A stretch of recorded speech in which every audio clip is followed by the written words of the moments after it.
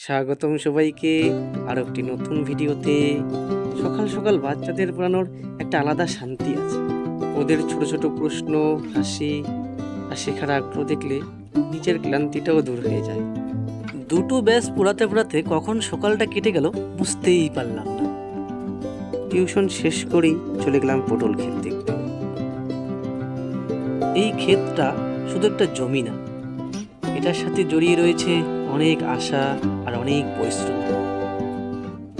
জমিটার নিচে লাগিয়েছি সুপারির বাগান, ছোট ছোট সুপারির চারা, আর উপরে ঝাঁপি তুলে পটলের চাষ।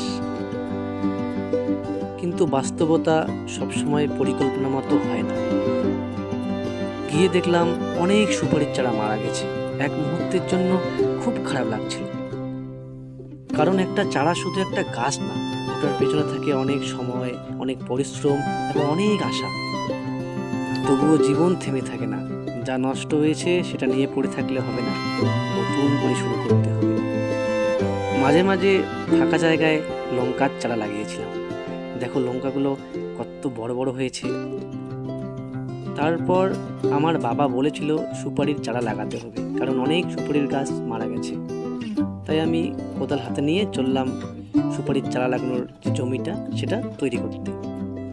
কাজ করতে করতে একটা জিনিস মনে হচ্ছিল, পরিশ্রম কখনো বৃথা যায় না। আজ না হোক একদিন ফল ঠিকই পাওয়া যায়। কাজ শেষ করে বাড়ি ফিরলাম, স্নান খাওয়া দাওয়া সেরে একটু বিশ্রাম নিলাম। শরীর ক্লান্ত ছিল, কিন্তু দিনের কাজ তখনও শেষ হয়নি। বিকেল হতেই বেরিয়ে পড়লাম হোম টিউশন পড়াতে।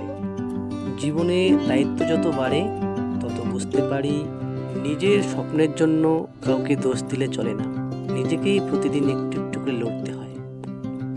তো আজকে এতটুকুই, দেখা হবে পরের ভিডিওতে। ততক্ষণে ভালো থাকবেন, সুস্থ থাকবেন।